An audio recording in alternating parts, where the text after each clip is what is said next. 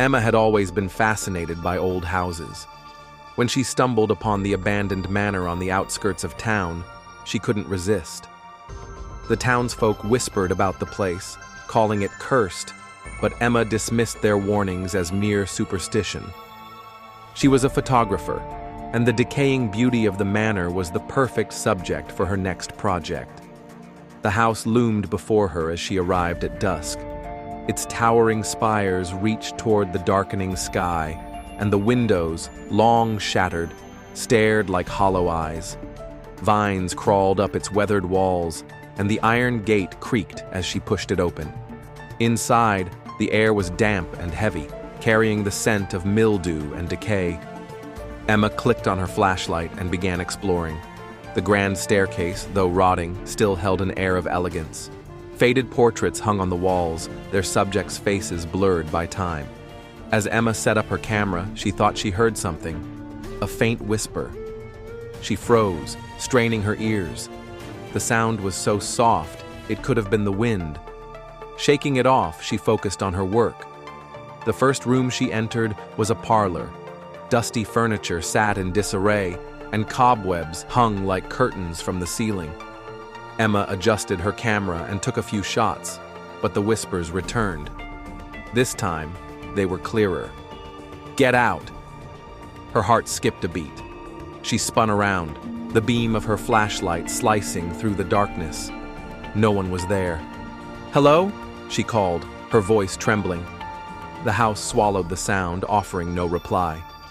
Determined not to let her nerves get the better of her, Emma moved to the next room. It was a dining hall with a long table still set with tarnished silverware and cracked plates. She felt a chill as she walked in, as though the air itself had turned colder. As she snapped a photo, her camera flickered and shut off. She frowned, checking the battery. It was fully charged. She turned it back on, but the screen showed something strange, a figure standing in the corner of the room. Emma whipped around, but the corner was empty. She stared at the camera's screen, her hands shaking. The figure was still there, a woman in a tattered dress, her face obscured by shadow. A loud crash echoed from upstairs, making Emma jump. Against her better judgment, she decided to investigate. The staircase groaned under her weight as she ascended, and the whispers grew louder. "You shouldn't be here." On the second floor, she found a long hallway lined with doors. One of them was ajar, light spilling out from within. Emma's pulse quickened as she approached. Inside was a bedroom, untouched by time. The bed was neatly made, and a music box sat on the nightstand, playing a haunting melody. Emma stepped closer, her camera at the ready. Suddenly, the door slammed shut behind her. She screamed and ran to open it, but it wouldn't budge. The whispers now surrounded her, overlapping voices growing louder and more insistent. "Leave. Leave now." The music box stopped abruptly, and the room plunged into silence. Emma turned to find the bed empty, but the sheets were rumpled, as though someone had just been lying there. The whispers turned into a low growl. Emma backed away, her flashlight flickering.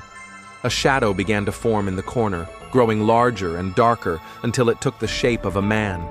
His eyes glowed red, and his mouth twisted into a snarl. Emma bolted for the door, pounding on it with all her strength.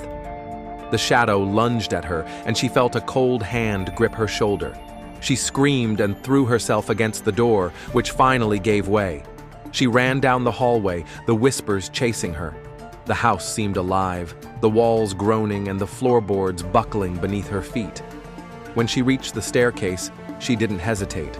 She leapt down the steps, landing hard but scrambling to her feet. The front door was in sight, but it slammed shut as she approached. She tugged at it desperately, but it wouldn't open.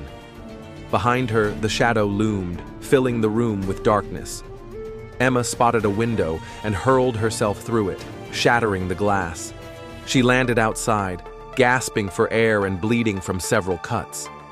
The house stood silent behind her, its whispers gone. Emma didn't look back as she ran to her car and sped away. When she developed her photos the next day, her heart sank. Every image from the house was distorted, filled with shadows and strange faces.